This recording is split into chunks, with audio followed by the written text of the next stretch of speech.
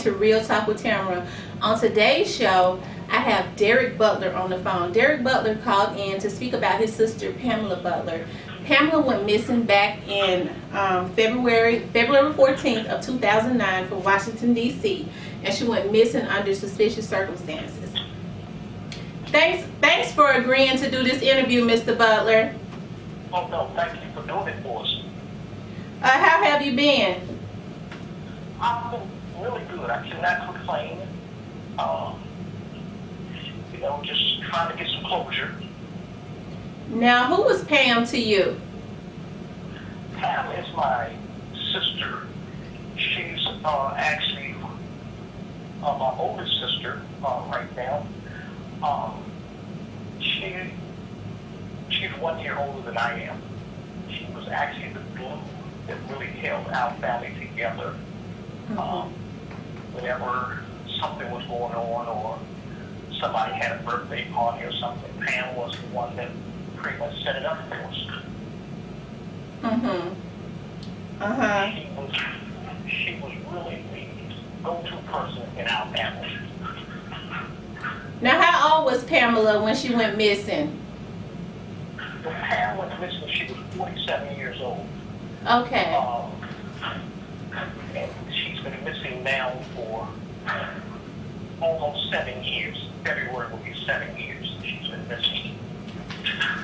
Now, Mr. Butler, was she very successful? I'm sorry, I didn't quite hear that question. Would you say that Pam was pretty successful in her career? Oh, she was extremely successful. Pam was extremely successful. She had a lot of things going on. We actually had an apartment building together. She had several houses, and she worked for the federal government. She was extremely successful. Okay.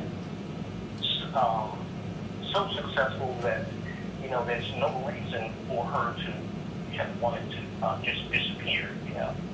Right. So a lot of times they try to convince us that our loved ones just decided that they didn't want to be bothered with us and just leave. But that definitely is the case with my sister. Okay. Now, the days leading up, now, how has it been for your mom since your sister went missing? You said how old was my mother when she went missing? No, how has it been? How has it taken a toll on her? It has really taken a toll on my mother. My mother's 83 years old now, and all she talks about is that before she closes her eyes, she wants to know what happened to her daughter. My mother's in extremely good health right now, and but it's a kid, and she wants to know. It's her daughter. She wants to know what happened. What really went on. Why did this happen to her daughter? Well, she's a strong lady, and she's definitely a praying person. So that helps carry us through, But Pam and my mother were really best friends. Yeah. Almost every weekend, Pam and my mother would get together, and often they would get together during the week. So my mother's just really looking around, so she wants to know what happened to her daughter. And your mother already knows in her heart that Pamela would not just get up and leave. Oh yeah, we never believed that for 1 minute. I mean, we never thought that was the case with Pam.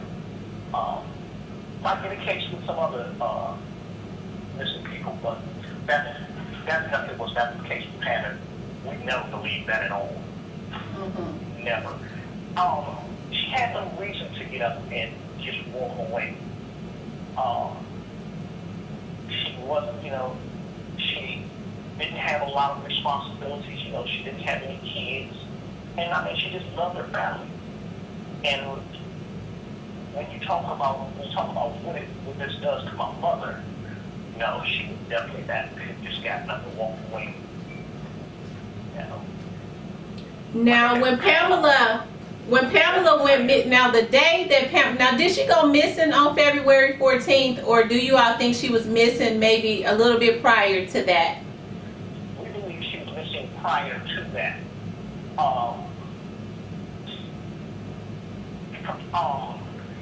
We actually believe that Pam went missing on Friday the 13th, and the 14th was was Valentine's Day. So we really believe Pam was missing on that Friday, and I'll tell you why. What actually happened? Pam had a surveillance system around the house, and we actually had footage of Pam going in the house on Thursday morning. Thursday evening. We had footage of Pam going in the house on Thursday evening. Pam went in the house on Thursday evening. Shortly thereafter, her boyfriend came over, and we can actually see Pam opening the door and let him in. And from that day forward, we've never seen any footage of Pam coming in the house or leaving out of the house after that. So we actually believe that she went missing on that Friday because she talked with someone on her job Friday. Then after talking with somebody on her job, and she talked with one of my cousins, and that was during the morning time. And then that afternoon, nobody heard from her. And my mother was looking for a call from her, but she never got it. And we never heard anything from her after, nobody ever heard anything from her after Friday. Now, Mr. Butler, now you spoke about her, she let her boyfriend in. Now, are there any suspects in her disappearance as far as you all are concerned? Yes, as far as we're concerned, he is a suspect. He is a suspect as far as we're concerned. Police have not named him as a suspect, but as far as we're concerned, he is a suspect. I've talked with him extensively about Pam's disappearance. And in talking with him, most of his conversation was always in past tense, I'm never going to see her again. I wish I could just talk to her one more time. So everything is in past tense with her, with him talking about her. So has he been cooperative? Like, I know it's been since 2009 since she went missing. Is he still, or has he just completely disappeared? Did he disappear shortly after? No, he never he did not disappear. He never disappeared. When I talked with him, the first time I talked with him, he was cooperative the first time I talked with him. Mm-hmm. I didn't know all the things that I know now. I didn't know that he had run in and out of Pam's house starting from that Friday up until Sunday. And he was cooperative then when I first talked to him. But then after I found out all the other things about him, he was not cooperative at all. And I guess he didn't think that somebody would look at the cameras to see or try to figure out what actually happened. But no, he has not been cooperative after that, after the first time. I'll tell you what actually happened one time. well, I went over there to talk to him when she first went missing. And I told him that, well, let me back up a little bit. What actually happened? My mother started calling me on Saturday. Pam, my mother, and her new boyfriend, they were supposed to go out, which was Valentine's Day. Pam had called my mother and said, Mom, me and my boyfriend and I just can't call his name right now. It wouldn't be the right thing to do. But Pam called my mother and said, me and my boyfriend, we're going to take you out for Valentine's Day. So my mother said, okay, that's fine. I'd love to do that. So that was earlier during the week. My mother talked to Pam on Thursday. And like I said, they talk every day. There's nothing else just to say hi to one another. So that Friday came, my mother didn't hear from Pam, which was unusual. She was concerned, but she didn't, her antennas really didn't go up there, but she was concerned about it. That Saturday came, and my mother got herself together, waiting for Pam and her boyfriend to come and pick her up. And it never happened. So my mother started calling Pam, and Pam never answered the telephone. She said, well, maybe she's just running late. So my mother stayed dressed and just kept calling all day long. Pam never responded. Finally, my mother called me Saturday night and said, Derek, me and Pam and her boyfriend was supposed to go to dinner. And she said, I never heard from Pam. Would you try to get in touch with her and make sure that she's okay? So I told my mother, yes, I would. But I didn't do it, and I'll tell you, I didn't do it why I didn't do it. The reason I didn't do it was because Pam, this guy had just started going out, and I said, well, maybe Pam just kind of spoke a little fast. This is their first Valentine's Day together, so maybe they didn't want to spend Valentine's by themselves. So my mother asked me to call Pam, and I told my mother, and I didn't do it. So, what happened was, my mother called me that Saturday, and I told her, I said, okay, Mom, I'll call her. And I didn't call her. So I didn't call my mother back. That Sunday, my mother called me again and said, Derek, did you try to call Pam? I said, Mom, I didn't. I said, I'll try to call her right now. So my mother went on to church, and she came back home, and she called me again, and she said, Derek, have you heard from Pam yet? I said, Mom, I haven't got the chance to call her, but I want to call her. But I didn't want to bother her, because I knew that if I called her, she would answer. So I just figured, her and her new boyfriend was out having a nice time, and I didn't want to bother her. Well, that was Sunday. Monday came, and it was a holiday. So that being a holiday, I figured that Pam and her new boyfriend had probably went, on a short trip or vacation or whatever you want to call it. Mm-hmm. So I still hadn't heard from Pam, and my mother hadn't heard from her. My mother called me and told me, she said, Derek, I'm really concerned. She said, I have not heard from Pam. Would you please try to call up and call her? And I have not been able to reach her. I told her I would, and I still didn't do it. And I'm still beating myself up about that, because I think we could have gotten on it a lot earlier. So that Monday went by. Nobody heard from Pam. Tuesday came, and we just figured that we'd talk to her on Tuesday. But then come to find out that Tuesday was a holiday, and Pam's normal day off was Monday. So she would have been off that Tuesday. So we figured that out. So, well, and she's just out having a good time. They went on an extended vacation. Wednesday came. My mother called me. She said, Derek, I haven't heard from Pam. She said, I'm going out to the house. She said, something isn't right. So I told her, I said, okay, just call me and let me know. And I still wasn't really concerned at that point. My mother, my sister, my young sister, and my nephew went up to Pam's house. And when they got there, they called me. Pam was she extremely deep and meticulous person. And they entered her house, and the house wasn't in disarray. So did your mom have a key? Did your mom have a key to your sister's home? Yes, she did. My nephew had a key, and I had a key. Okay. Yes, ma'am. So they went up there and they went in, and when they got in the house, they went to Pam's office, and like I said, Pam was extremely, and they went into Pam's office.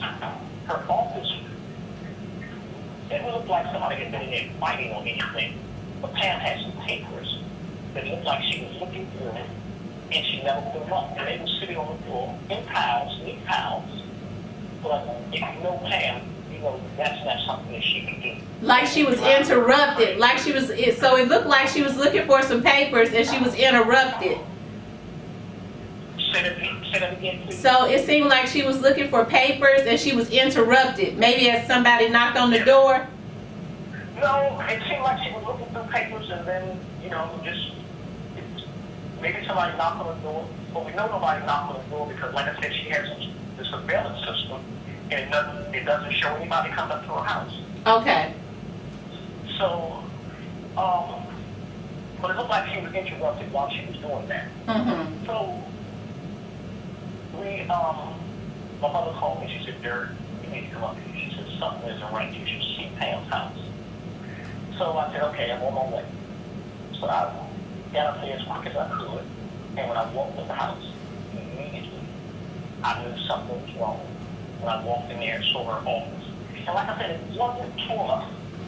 It just wasn't Pam. The papers were sitting on the floor, and my mother said, "Baby, you know this is not Pam. You know that." I said, "Yeah, I do." So we went upstairs, and we got upstairs, and she had we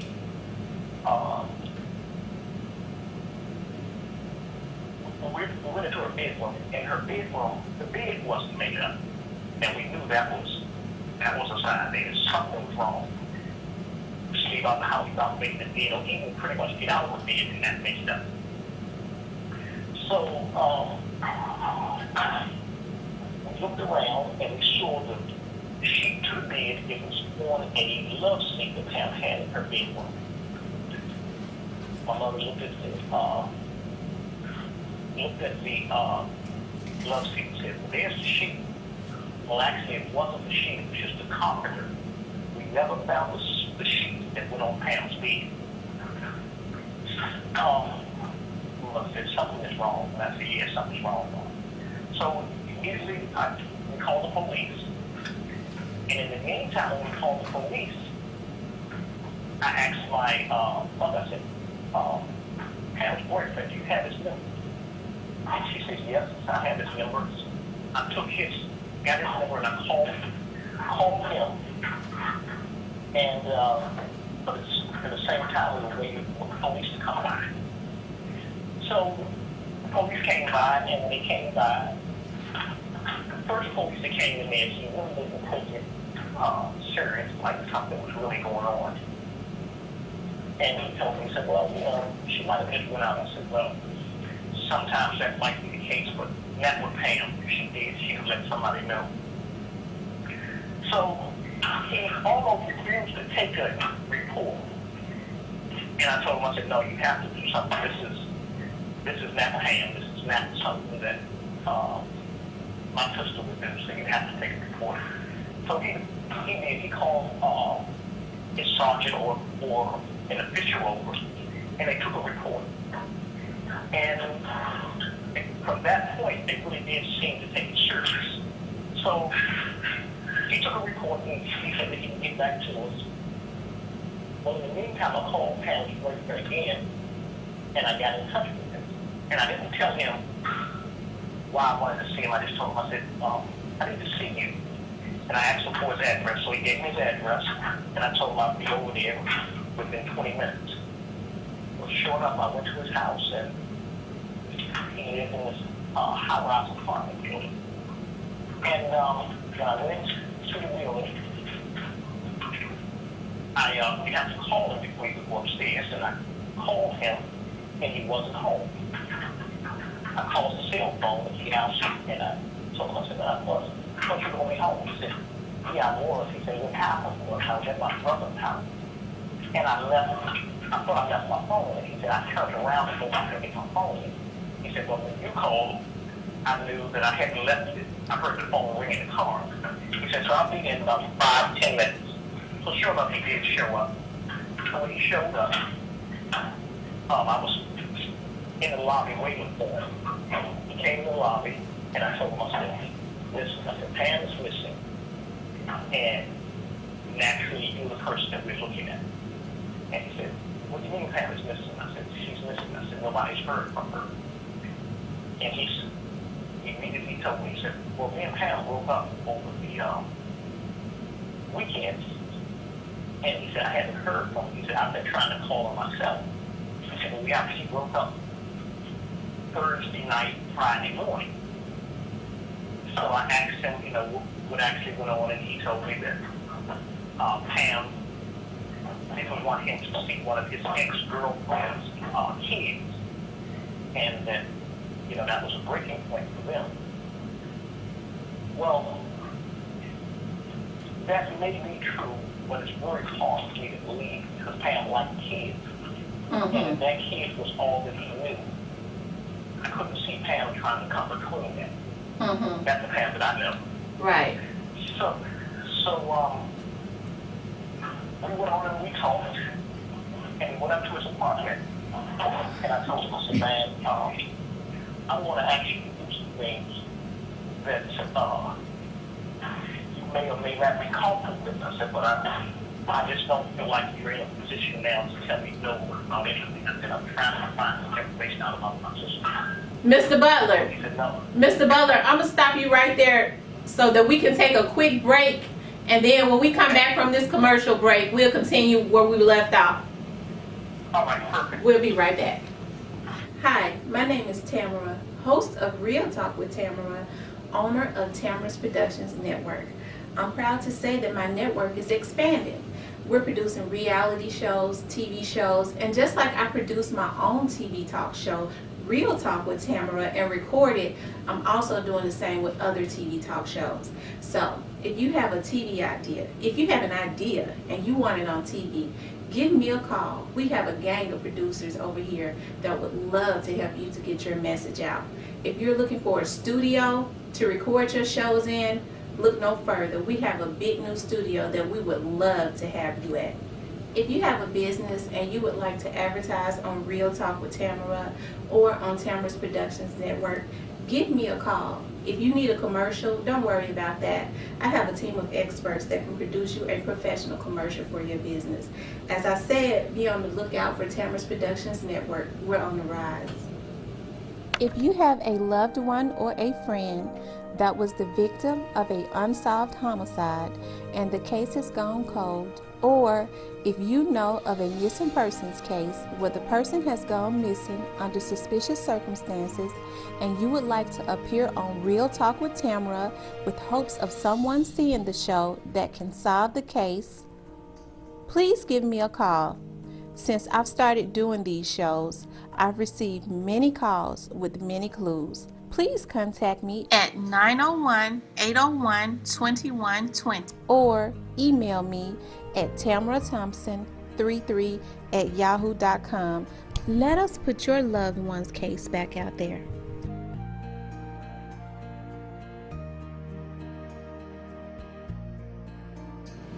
Welcome back to Real Talk with Tamara. On today's show, I've been speaking with Derek Butler about his sister, Pamela Butler. Pamela Butler went missing from Washington, D.C. on February 14th, 2009, and she went missing under suspicious circumstances.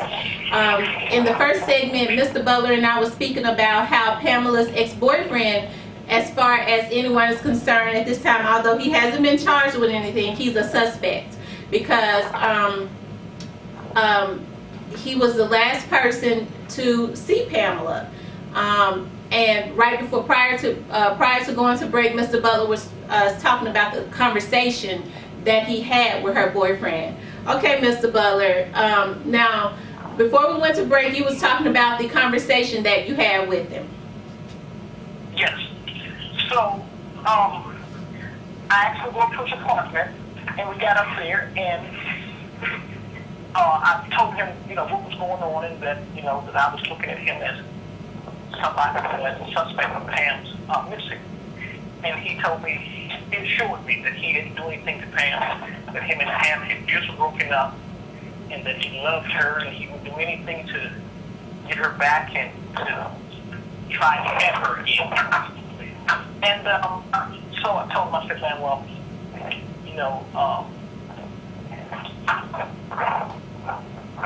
things happen only if somebody was close to me. You were someone that I know to her right now.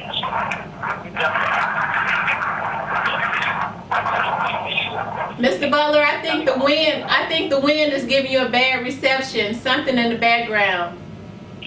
Okay, it is the wind. Hang on a second. I'm going to go to hopefully this will clear it up. I apologize. Okay. Is this any better? It is. Okay. If it gets bad again, let me know. I'm trying to stay out of the wind. Actually, it's somebody's house and there's a lot going on inside, so I wanted to step out. Well, he told me that he had, that he would do anything that I needed him to do. He wanted to be as cooperative as he possibly could. So I said, okay, well, I said, I'm going to ask you to do some things that you probably not comfortable with. I said, but I need you to do first is take your clothes off. He was a light-skinned guy, and I knew that if he had did something to Pam, I knew that Pam would fight, and that I probably would see some scars on him. So he didn't hesitate at all. I mean, he took his clothes right off, and I looked at him, and I didn't see anything. I did see some previous wounds where he had said that he had but you could tell they were old wounds. He said that one of his ex-girlfriends tried to kill him some years before this. And I said, okay. And I looked him over and I didn't see anything. And I continued to talk to him about Pam. And he was really cooperative. He answered just about all the questions. And so I asked him, I said, well, what do you think happened? And then he started telling me, how he thought that Pam was involved in some things that she shouldn't have been involved in, but he's not sure. I said, well, her brother and I think I would know if she was involved in some shady activities. And he said, yeah, he said, a lot of times people hide things like that because they don't want their loved ones to know. And I just sat there and talked with him, and like I said, at the time, I didn't notice that he was talking in past tense. He would quite often come back to, I'll do anything to have Pam back. I just wish I could see her again. And I guess by me not being a police or whatever, none of that stuff even rang to me as being suspicious at the time. So I said to him, I said, well, I'm going to need you to stay in touch with me throughout this and cooperate with the police. He said, man, I'll do whatever you need me to do. Well, in the meantime, I'm going back home, and I get to my house, and there's a news reporter there. Well, not at my house, but at my mother's house. I'm going back to my mother's house, and there's a news reporter. And the news reporter tells me, she says, well, you was over there with him. How did that go? That's what I said. I think it went pretty good. And she went on to tell me that the police wanted him to take, and how she found this out, I don't know. But she said the police wanted him to take a lie detector test, and he refused to do it. Well, I was livid at that point. And so I called him back, and I told him, I said, I thought you were willing to do whatever we needed done. And he said, I am. I said, well, I heard that you were supposed to take a lie detector test, and that you refused to do it. so he hesitated for a minute. He said, yeah, he said, I didn't want to do that. He said, because a lot of times lie detector tests will get people in trouble that hadn't done anything. And I said, well, you know as well as I know that a lie detector test is not admissible in court. They're just going to use that as a tool to try and decide, you know, whether they're looking in the right direction or whether they need to look somewhere else. And I said, so we don't need to waste a lot of time trying to go for this. I said, you know, I really would appreciate if you would take a lie detector test. So he told me that he would. So I immediately hung up the phone with him and went back over to his house. Got over to his house and I called the lead detective on the case. And I told him, I said, I understand that you were trying to get Jose to take a lie detector test and he wouldn't do it. And the lead detective said, yeah. He said, how did you know that? And I didn't say anything. I said, well, I'm here with him now. And he says that he will do it. So the lead detective said, oh, good. That's really good. He said, I would love the polygraph. So he changed his mind, Mr. Butler, so he changed his mind once you got there and said that he would agree to take the polygraph test. Yes, he changed his mind once he got to the, I talked to the lead detective and he said, well, when can you get him to come? I said, well, he's...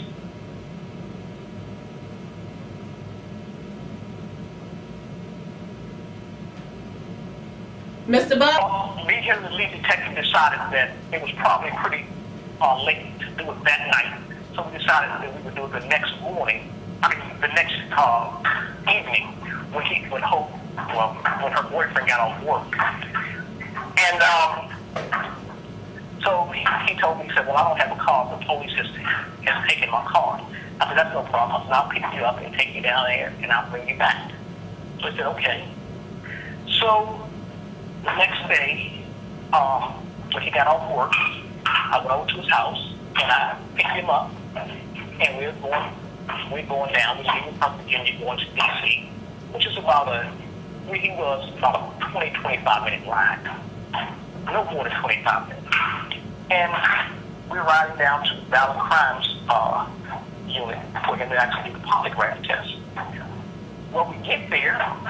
Once we got there, what happened, well, I'm sorry, we hadn't quite gotten there yet. I have to go across Pennsylvania Avenue. Valley Crime Unit is on Pennsylvania Avenue. So I'm going down Pennsylvania Avenue and I come to a stop. And he starts just screaming around, well, moving around in the seat kind of weird. He's sitting in the front seat with me. And I come to a stop at a traffic light and he jumps out the car and runs. Well, I'm in the car. There's nothing I can do.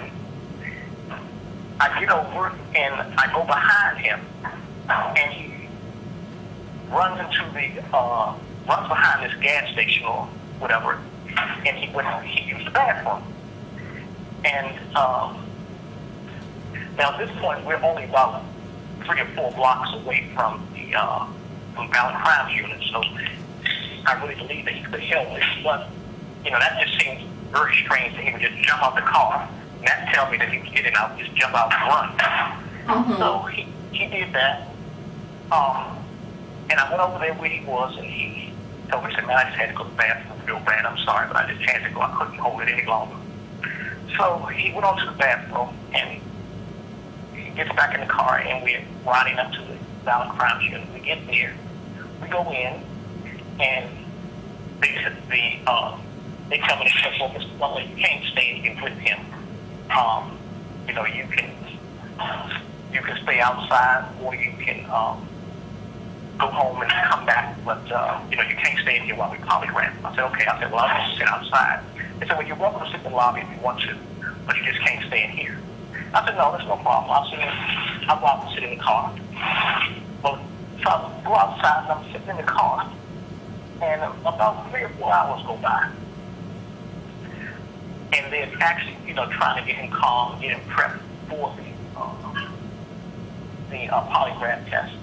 And finally, one of the detectives come running out to my car, and he says to me, he says,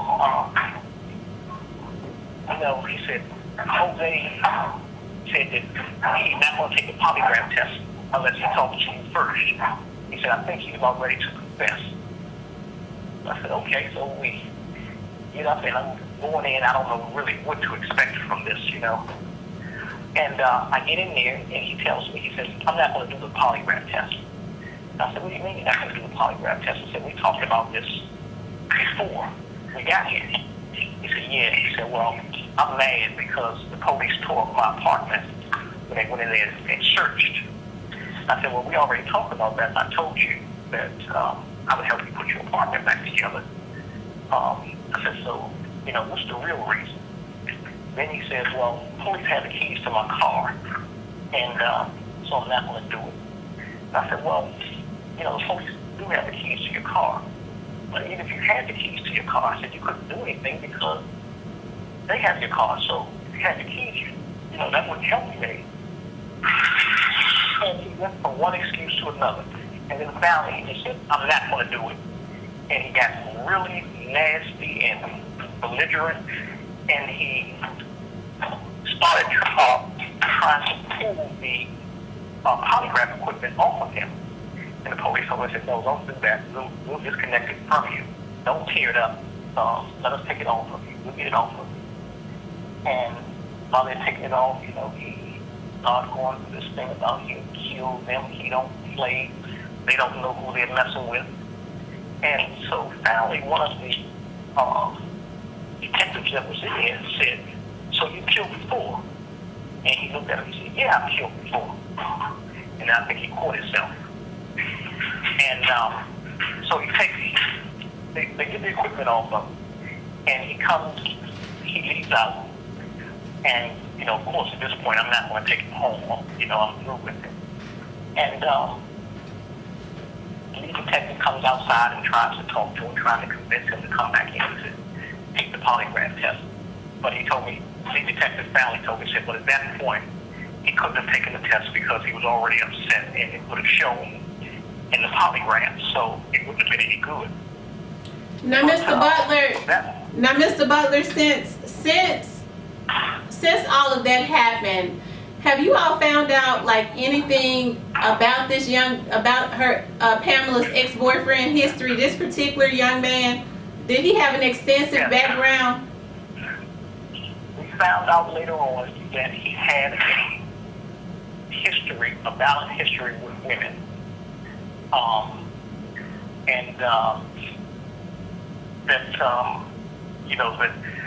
That kind of make us believe that, that this is not, what happened to Pam is not something that he wouldn't do. After we found out later on that, he had a violent history with women. And that was where the wounds that I saw when I asked him to take his clothes off come from. That him and one of his ex-girlfriends got into it, and she tried to kill him. But from our understanding, it was because he had been beating her. And so he just has a violent history with women. Definitely know that now. We didn't know it at the time. And I kind of suspect that probably what happened between him and Pam is that at some point Pam found out or saw something in him that she didn't like.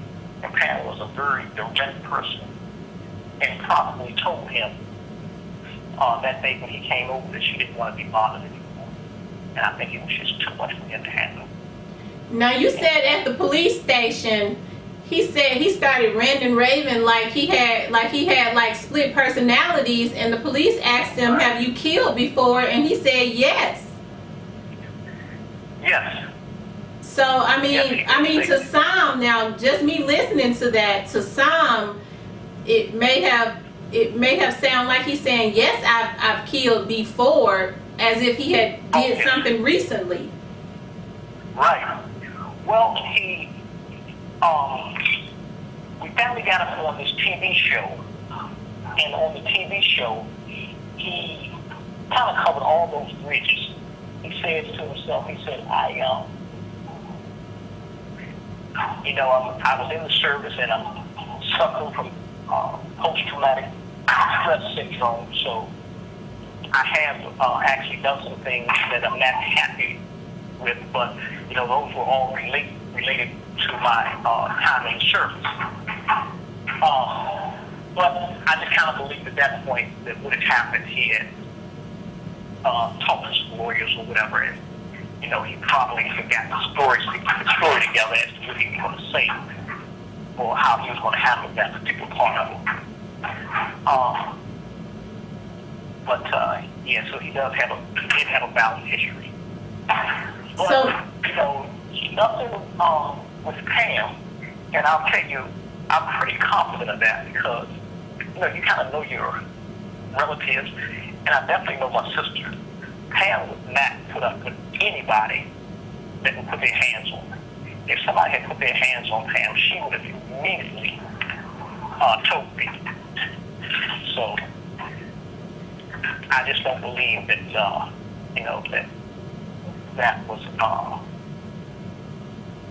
that was something that he did to her. I know it was something that he did in the past, but I don't believe it's something that he did with her. So, Mr. Butler, with Pamela being missing since 2009, I mean, what? I don't know how to ask you this. What do you and your family? Okay. Do you all think that she's, still with us? No. As much as I hate to say it, I know my sister. She would not. I don't believe that she's living at this point. I think, that we're looking for a body and trying to just recover her remains at this point. I truly believe that. I just know my sister. It's not something that my mother wants to hear or my family wants to hear, but, it's, I really believe it's reality right now that she's not with us. I mean, you're talking about somebody that disappeared, that had a lot going for themselves, and she had no reason to disappear or just to walk away. And no one would ever do to my mother. I could not see Pam doing that. So, no, Pam's not with us. Why do you think? Why do you think? Because I actually had the opportunity to see the video. Of course, I saw the show, and I had the opportunity to see the video of him actually, because Pam had cameras. Is there any particular reason why she had cameras? They were like all around her home, like in every area, but that was like maybe one little blind spot. Am I right? Correct. It was one blind spot or one window that wasn't covered by the camera. And the only way that you would know that is that you actually had to have been in the house. Well,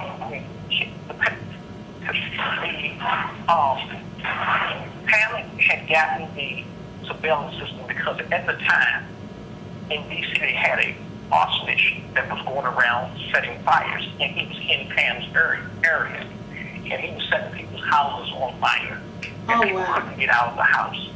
And that was why, and then being just a single woman living by herself in a big house, she felt safe with the surveillance system.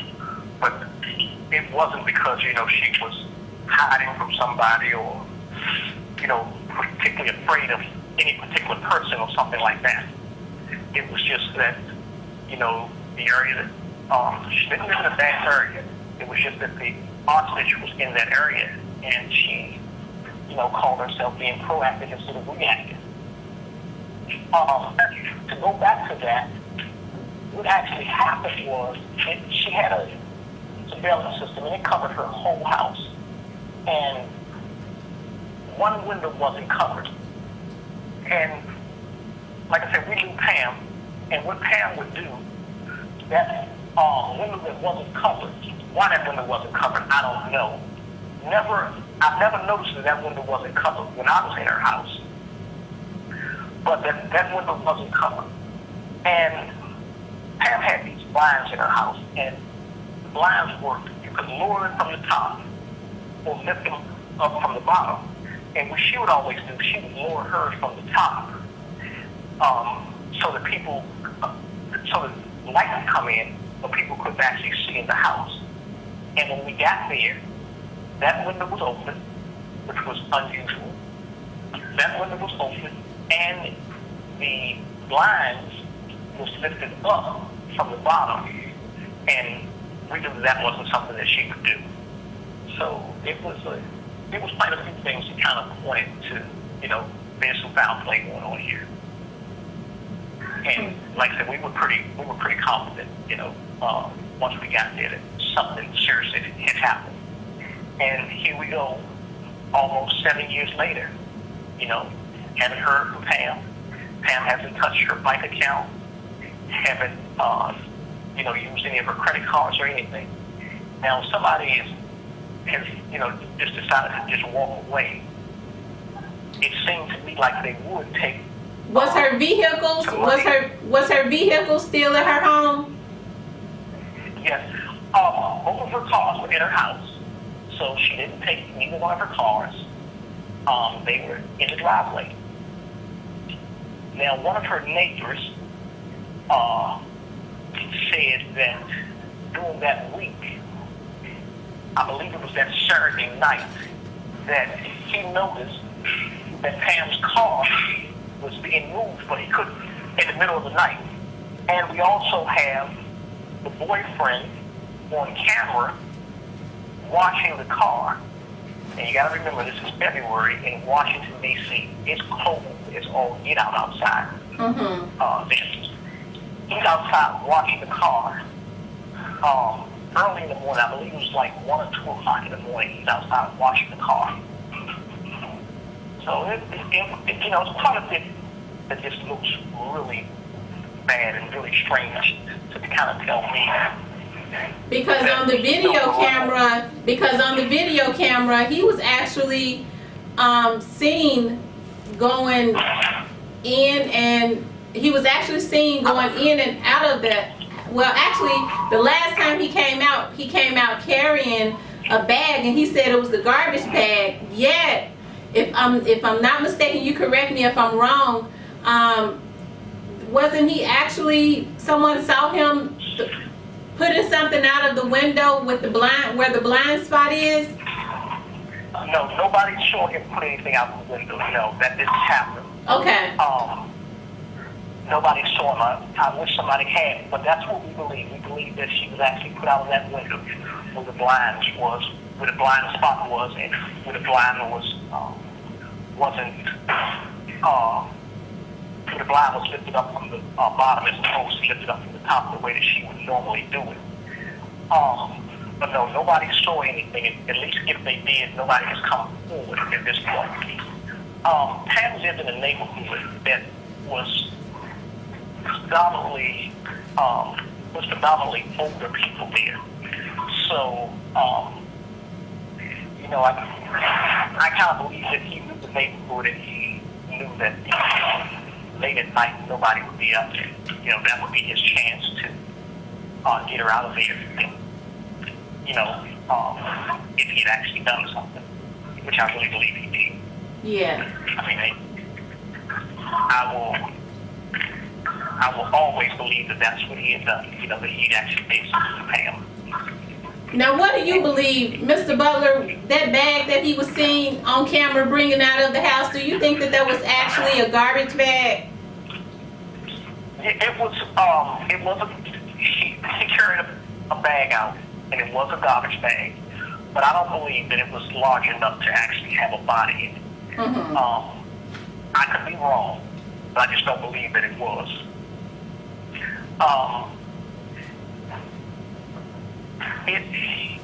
It was something, I believe that he was carrying clothes and evidence out that, that pointed to, what he had done.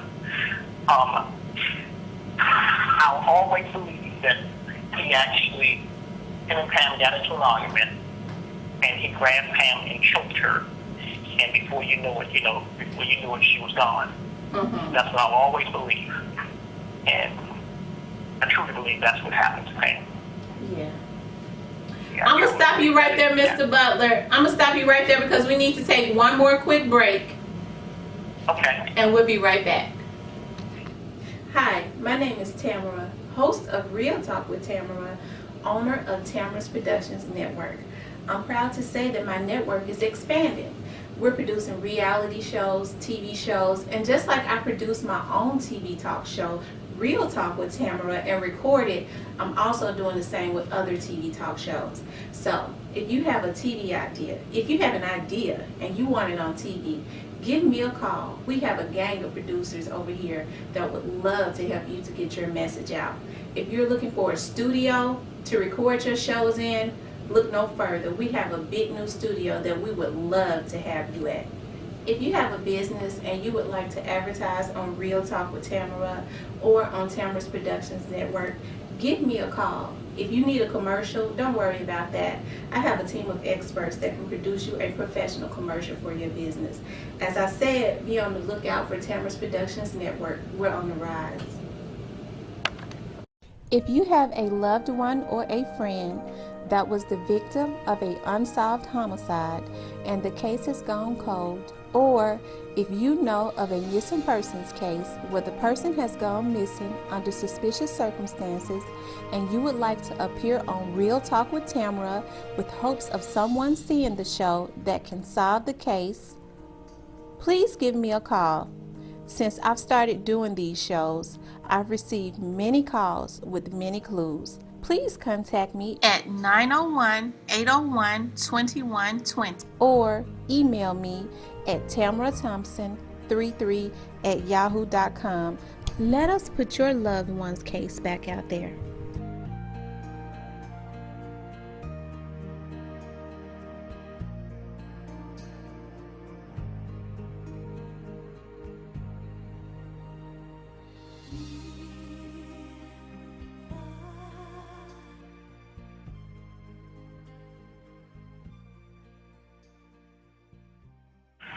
Welcome back to Real Talk with Tamara. On today's show, I've been speaking with Derek Butler from out of Washington, D.C.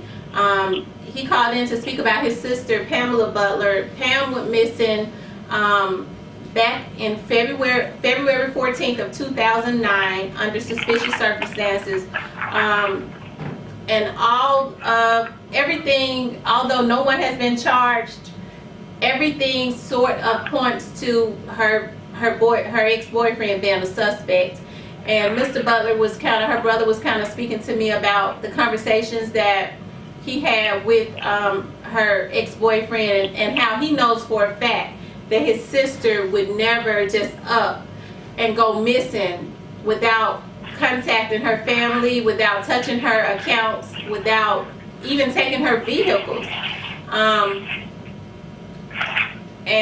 We've kind of come to the end.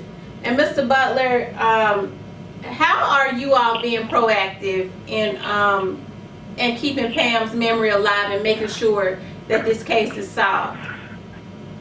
Well, what we're doing, we're trying to keep it in the news and in the media, whether it's local news, national news, radio or TV, just trying to keep it alive. And every year we have a prayer vigil. Pretty close to February the 14th. And, we're trying to just get some closure. We've been pretty successful with the prayer vigils that we've been having. We've been getting really good turnout with people coming out and things like that. What I would really like to see happen in this particular case is that somebody will be brought to justice for what happened to my sister. And we're not going to give up until that happens. And like I said, I'm pretty sure that he actually did it. So we want to make sure that nobody else's family goes through what we're going through. Because you have to remember, he's still out there walking around, so I'm sure he's dating somebody else's daughter at this point. And and at any point, or any given time, he could go off and the same thing could happen to them. And we don't want anybody else's family to go through this. It's been a traumatic experience for me, my family, and especially my mother and my youngest sister. My nephew, Pam mentored him, and he's going through a lot of changes about it. You know, it's just something that we're looking to try to get some closure to. And you know, we don't know when it's going to happen, but it's going to happen. And when it does happen, you know, we want somebody to actually do time. And I believe the person that's going to do time for what happened to Pam will be him. As I said, everything points to him as far as I'm concerned. You know, the whole time, nobody else had ever come up to Pam's house during the time that from that Thursday up until that Wednesday when my mother and my nephew and my sister went there. The only people that ever came to my sister's house was the mailman. You could see him come up to the door, and you could actually see him drop the mail and leave. The UPS man came a couple of times and did the same thing, but nobody ever came up to her house. So, you know, as far as I'm concerned, it all points to him. Now, Mr. Butler, right before we end this conversation, I got to ask you this. He spoke about Pam. He felt like Pam was involved in something that she shouldn't have been. Did he say what that was? No. Okay. I think at that point he was just trying to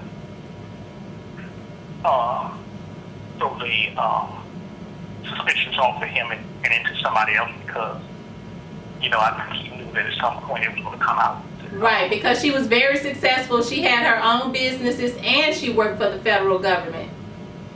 Correct. Mm-hmm. Yes. Well, Mr. Butler, I want to thank you for giving me this interview. This has been a really awesome interview. You were very open and very detailed, and I appreciate that, because a lot of the stuff that you spoke about on this show today, I didn't even know, you know, we didn't hear on the other show in particular. So I sincerely thank you for opening up and sharing that with me and my viewers. I really do. I appreciate you having us, and we need more shows like this to continue so that when people go missing, and it doesn't matter whether it's a person of color or whatever, but when somebody goes missing, you know, the family needs help. And it's not about us getting help from Pam, it's about us getting help from all the missing people out there at this point. That's absolutely true, because like I said, I did some research also on her ex-boyfriend, and I definitely think that everything points to him, and I'm sure she's been missing since 2009, so it's almost, I mean, we're almost positive that he's with someone else's daughter, and he admitted when he went into his rage that he had killed before, and so we definitely don't want anything else to happen to somebody else. Correct. Well, I want to thank you for being on Real Talk with Tamara. Tell your mother that she's in my prayers, and you're definitely in my prayers. And I'm going to air this show. Of course, you know, I'm going to put it on YouTube so that you all can see it the day that I air it here in the Mid-South. And I want to thank you for calling in, and I'm going to call you right back in a few minutes, Mr. Butler. Thank you much. Thank you. All right. I want to thank you all for tuning in to Real Talk with Tamara. That was Derek Butler, the brother of Pamela Butler. Pamela Butler was 47 years old when she went missing from Washington, D.C. back in February 14th of 2009. Derek spoke about how his mom became suspicious when Pam had spoken with her 2 days prior and told her that she was going to come and get her and take her to dinner for Valentine's Day. Yet when she started calling Pam, she didn't answer her phone, and she asked her brother to check on her. He said at the time that he didn't do it only because he felt that she was with her boyfriend. It was around Valentine's Day and the holidays. And he said a few days after they still didn't hear from her, they decided to go over to her home and check on her. They knew immediately that something was wrong. And he said that her brother spoke about when he called her boyfriend, to see ex-boyfriend, to see what was going on. He said that he and Pam had broken up, and that he said her boyfriend immediately started speaking about her in the past tense. Although no one has been charged with Pam's disappearance, he did say that everything that his family feels, as well as the police feels, that everything points to him. So I sincerely hope that there's a resolution to this case. I truly believe that there will be. At the time, Pamela Butler had security video surveillance all around her home. Her brother spoke about how there was one blind spot, and he believed in that blind spot is how he was able to not be seen bringing a body out of her home, because he did say that he feels like that she's no longer with us. He feels that he killed her. But I definitely want to thank you all for tuning in to Real Talk with Tamara. We're going to keep Pamela Butler's family in our prayers, and that, as I said, that this case is solved. Until next time, God bless.